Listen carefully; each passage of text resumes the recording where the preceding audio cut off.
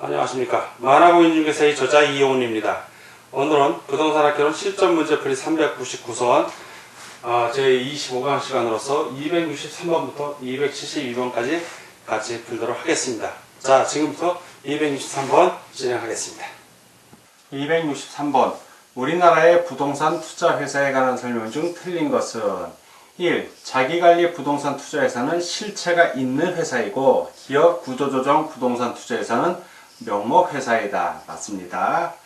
2. 자기관리 부동산 투자회사의 최저 자본금 규모는 70억 원이고 위탁관리 부동산 투자회사 및 기업 구조조정 부동산 투자회사는 50억 원이다. 맞습니다.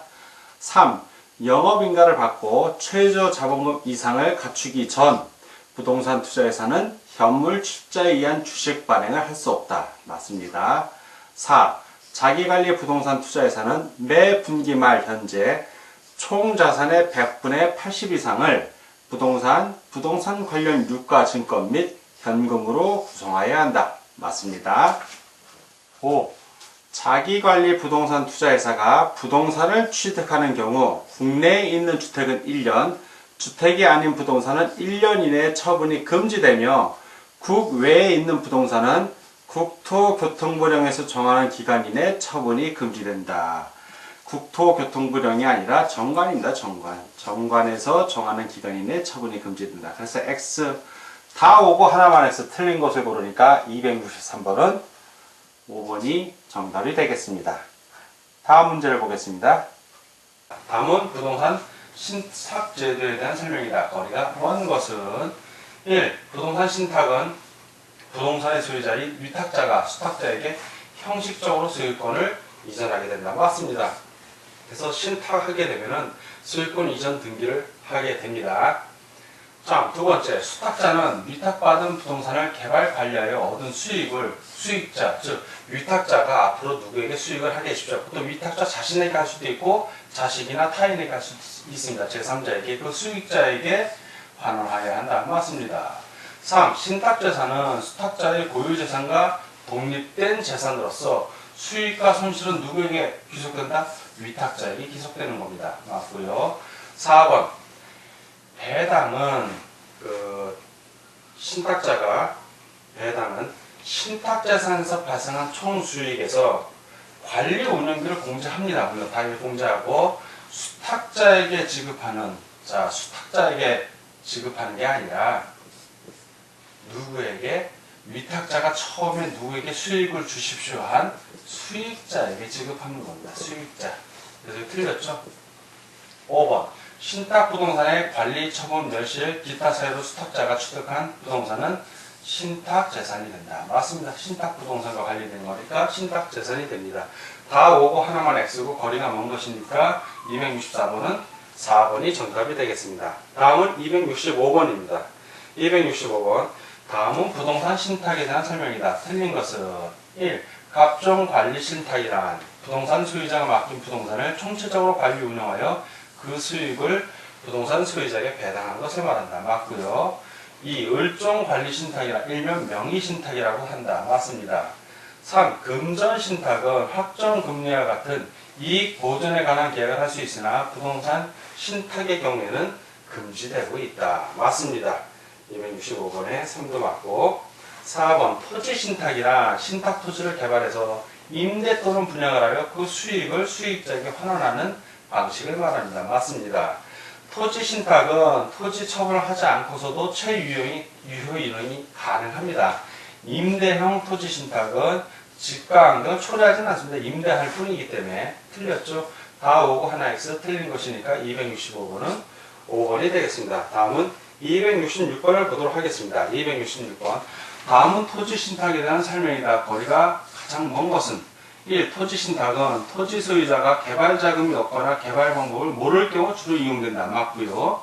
두 번째, 토지 소유자가 파산 또는 사망하여 해당 토지의 소유권이 이전되었을 경우 신탁 토지의 개발 사업에 장애를 받지는 않습니다. 왜? 이 둘은 독립된 관계입니다. 이미 신탁한 순간 아무리 본인이 소유권이라 하더라도 실소유자라 하더라도 신탁하면서 소유권 이전을 했기 때문에 별개입니다. 자, 틀렸고요. 3. 임대형 토지 신탁이란 위탁자가 토지의 소유권을 실질적으로 가지고 있으면서 개발 후 건물을 임대하여 토지의 유효한 이용을 도모하는 방식의 신탁이다. 맞습니다. 4. 분양형 토지 신탁이란 신탁회사가 토지 소유자를 대신하여 토지에 대한 입지조사, 기획기반, 택지조성, 건설 분양 등 일체의 사업 진행을 대행해주는 방식의 신탁이다. 맞습니다. 5. 국유지정 잡종재산에 한하여 신탁회사에 신탁할 수 있으며 공유지는 법령 미비로 아직 허용되고 있지 않습니다. 맞습니다. 다 오고 하나 X 거리가 먼 것이니까 266번은 2번이 정답이 되겠습니다. 다음은 267번을 보도록 하겠습니다. 267번 버제스의 동심원 이론에 관한 설명 중 틀린 것은 버제스의 동심원 이론은 중심지를 중심으로 동심원, 원을 이루면서 이렇게 발전해 나간다는 이론입니다. 1번 20세기 초반 미국 시카고 대학의 시카고 학과를 중심으로 발전하였다. 맞는 설명입니다. 두 번째, 도시의 공간 구조를 도시 생태학적 관점에서 접근하였다. 그렇죠. 도시를 하나의 살아있는 유기체적 관점에서 본 겁니다. 맞는 설명입니다. 3번, 도시의 공간 구조 형성을 침입, 경쟁, 천의 등의 과정으로 설명하였다. 역시 맞는 설명입니다. 4번, 티넨의 고립국 이론은 버제스의 동심원 이론을 농업 부분에 응용한 것이다. 거꾸로죠. 티넨의 고립국 이론이 물론 농업 부분의 이론은 맞습니다. 근데 이게 원조고 버제스의 동심원 이론이 티넨의 고립국 이론을 응용한 거죠. 반대로 설명이 되어 있습니다. 그래서 틀렸습니다. 5번, 이 이론에 따르면 천의지대 혹은 점유지대는 중심 업무지구와 저소득층 주거지대의 사이에 위치한다. 맞습니다.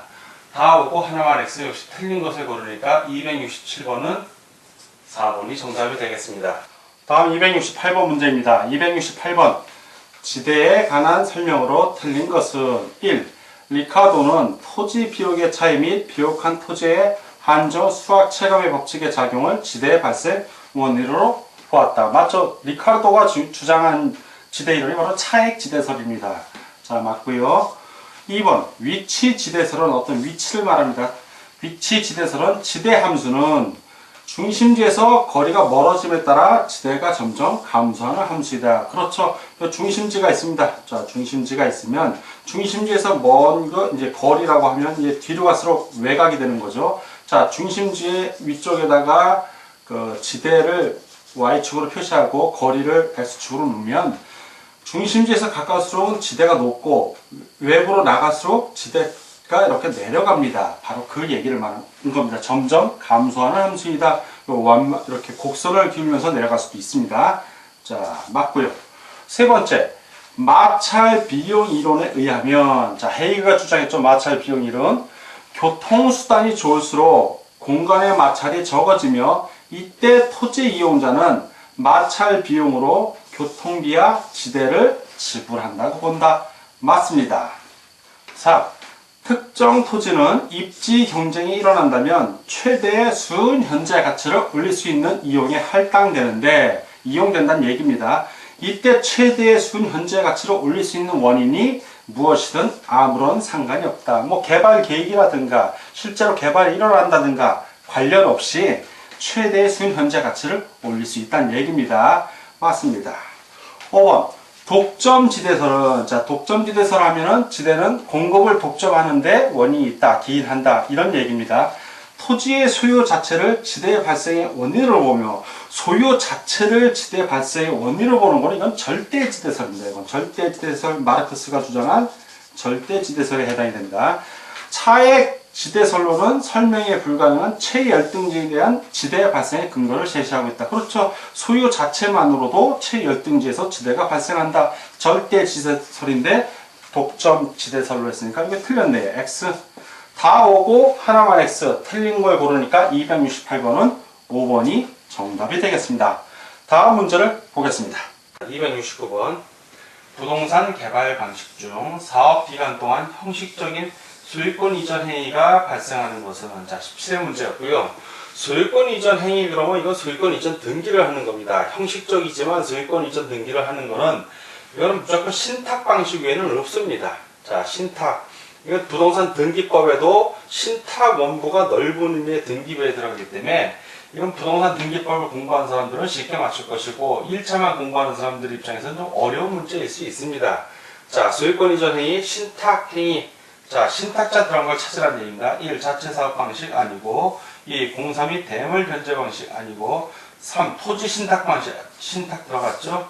4. 사업 위탁 방식 아니고 5. 공사 및 분양금 정산 방식 아닙니다. 다 이거 하나 동글뱅이, 다 X 하나 동글뱅이, 소유권 이전 행위, 신탁 방식. 답은 3번이 되겠습니다. 다음은 270번 문제를 풀도록 하겠습니다. 270번. 다음 표에서 A지역 부동산 산업의 입지계수를 구하시오. 입지계수를 구하라는 문제가 나오면 전체에서 차지하는 비율을 구하고 그걸 분모를 하고 해당 지역, 자, 지역의 그 산업 비율을 구하면 되는 겁니다.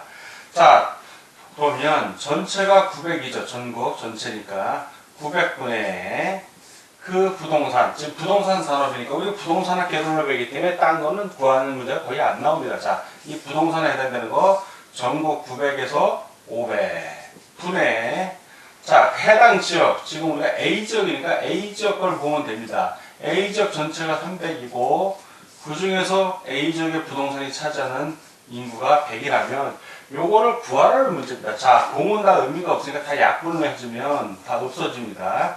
그러면 밑에 건 밑에 거대로 곱해주고 3 곱하기 5 맨 위 맨 아래 이렇게 곱해주면 3일은 4, 3, 3은 9 5분의 3, 자 5분의 3을 분모 소수점으로 표현하면 0.6이 됩니다. 그래서 답은 2번이 되겠습니다.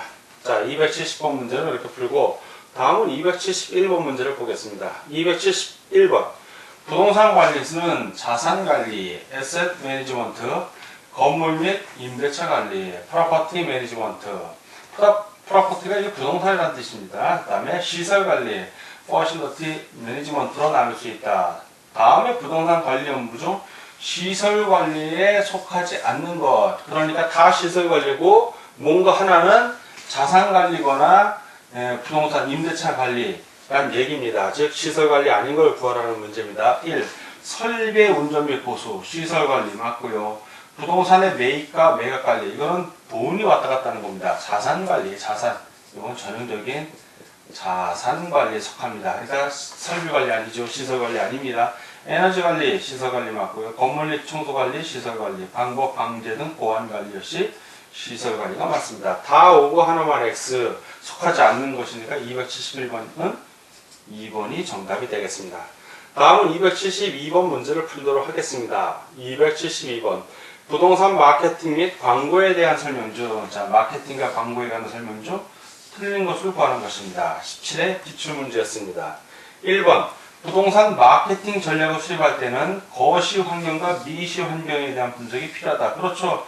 국제적이거나 국가적인 환경, 경제 환경, 그리고 해당 지역의 경제 환경 다 분석이 필요합니다. 두 번째, 부동산의 개별성으로 인해 광고의 내용도 개별성을 갖는 것이 일반적이다. 맞고요. 세 번째, 고객 점유 마케팅은 그러니까 AIDA 전략입니다. AIDA. 고객들이 흥미를 주목하게 만들고 흥미 끌게 한 다음에 욕망을 끌어내서 이제 마지막으로 이제 액션 계약을 체결하는 그 전략을 말합니다. 공급자와 소비자 간의 장기적 지속적 상호작용은 요거는 이거 관계 마케팅이에요. 관계 마케팅. 고객 점유 마케팅하고 관련이 없죠. 이게 틀렸네요. 4번. 부동산 중개업소를 적극적으로 활용하는 것은 부동산 마케팅 4P 전략 중 유통 경로 전략에 속한다. 맞습니다. 자, 중개업소. 유통 전략입니다. 플레이스. 5번. 우편물에 의한 직접 광고는 표적 고객을 대상으로 부동산을 광고, 고짜입니다. 오타가 났네. 할 수 있는 수단으로 유용하다. 맞습니다. 다 오고 하나만 X. 자, 272번은 3번이 정답이 되겠습니다. 지금까지 문제 푸느라고 수고 많으셨습니다. 자, 오늘 부동산학개론 문제풀이 263번부터 272번까지 같이 풀어봤고요. 다음 시간에 또 같이 풀 것을 약속드리면서 오늘 강의를 여기서 마치겠습니다. 감사합니다.